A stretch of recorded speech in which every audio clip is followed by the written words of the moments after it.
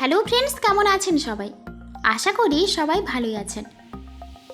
আপনারা যে এত পরিমাণে পেট্রোল ব্যবহার করে থাকেন, কোনোদিন কি ভেবে দেখেছেন এই পেট্রোল কিভাবে তৈরি হয়?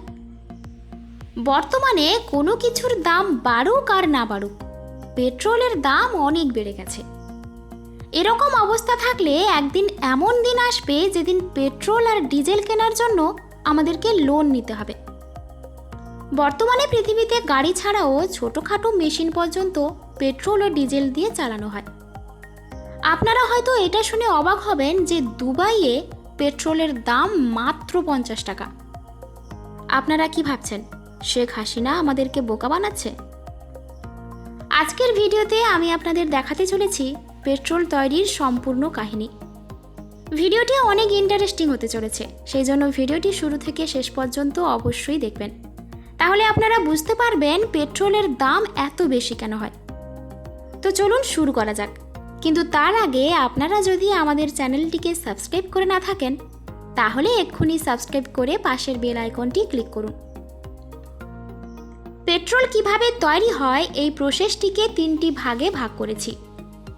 প্রথমটা হলো পেট্রোল কোথায় খুঁজে পাওয়া যায়, দ্বিতীয়ত পেট্রোলকে কিভাবে সংগ্রহ করে ব্যবহারের উপযোগী করা হয়, এবং তৃতীয়টি হলো এমন কি প্রসেস আছে যার ফলে পেট্রোল আমাদের কাছে আস্তে আস্তে পেট্রোলের দাম এত বেড়ে যায়।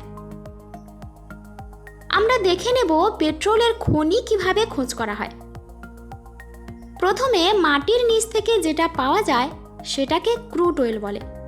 আর এই ক্রুড অয়েলের মধ্যে গ্যাসোলিন, ন্যাপথালিন, কেরোসিন, পেট্রোল ইত্যাদি থাকে।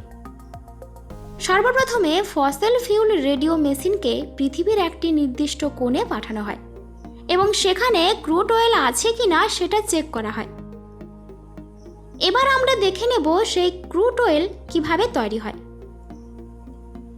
আজ থেকে প্রায় লক্ষ লক্ষ বছর আগে এই পৃথিবীতে বসবাসকারী পশু পাখি গাছপালা মাটির নিচে চাপা পড়ে যায়। হাজার হাজার বছর মাটির নিচে চাপা পড়ে থাকার কারণে পুরোপুরিভাবে এগুলি পেট্রোলিয়ামে পরিণত হয়ে যায়। ফলে এত বছর ধরে চাপা পড়ে থেকে প্রেসার আর হিটের কারণে এগুলি লিকুইডে পরিণত হয়। আর এর মধ্যে আবার কিছু কিছু সমুদ্রের ভেতরও মাটির নিচে চাপা পড়ে যেত।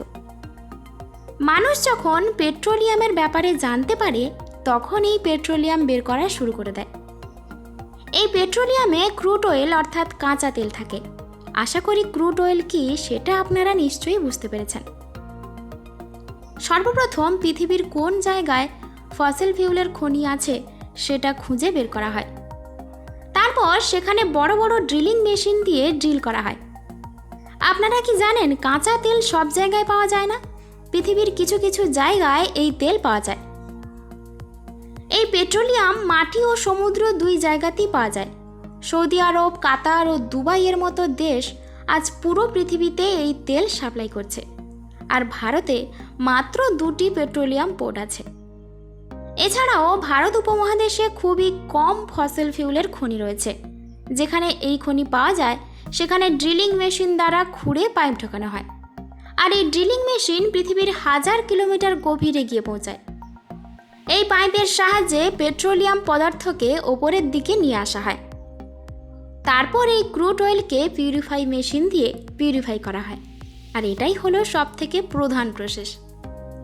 এখান থেকেই পেট্রোলিয়ামকে আলাদা করা হয় পেট্রোল, ডিজেল ও কেরোসিনে।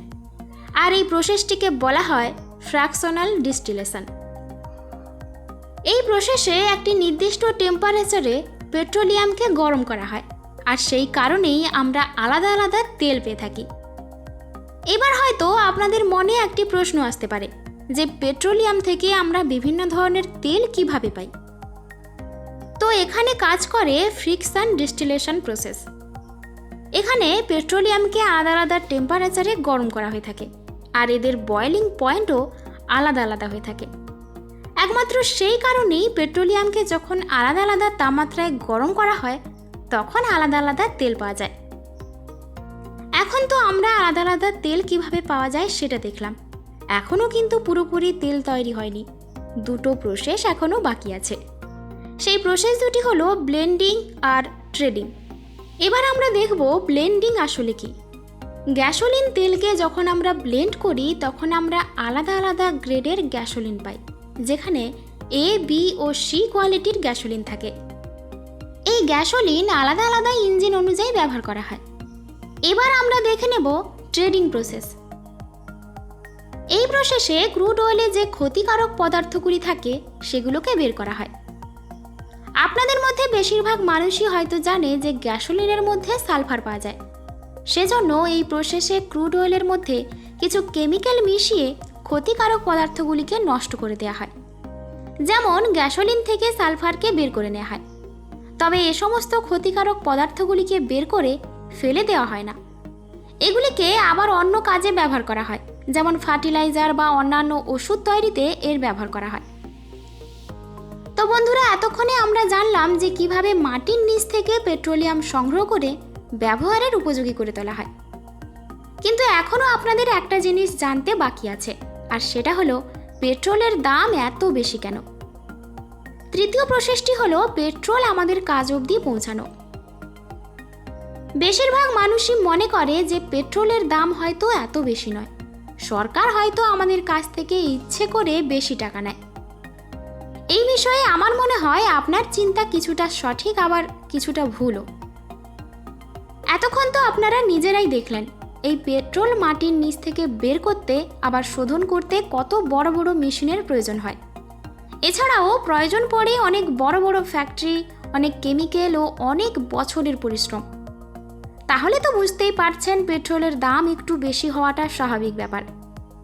কিন্তু আমি যদি আপনাদের বলি আপনি যে পেট্রোল ব্যবহার করেন সেটি আপনি অর্ধেক দামে পেয়ে যাবেন, কিন্তু সেটা পলিটিক্সের কারণে পাওয়া যায় না। এর ভেতরে আবার দুটি পলিটিক্স রয়েছে, প্রথমত ইন্টারন্যাশনাল পলিটিক্স, আবার দ্বিতীয়ত ন্যাশনাল পলিটিক্স। আপনারা হয়তো এটা শুনে অবাক হবেন যে ভারত সরকার শুধুমাত্র পেট্রোলের ওপরেই ৬২% ট্যাক্স নিয়ে থাকে, আর বাংলাদেশ কত পার্সেন্ট ট্যাক্স নেয় সেটা তো আপনারা জানেনই। এই ট্যাক্সগুলো স্টেট গভর্নমেন্ট আর সেন্ট্রাল গভর্নমেন্ট নিয়ে থাকে। এবার হয়তো আপনারা পরিষ্কার বুঝতে পারছেন যে পেট্রোলের দাম এত বেশি কেন। কিন্তু এই ব্যাপারগুলি পেট্রোলের দাম সম্পূর্ণ নির্ধারণ করে না।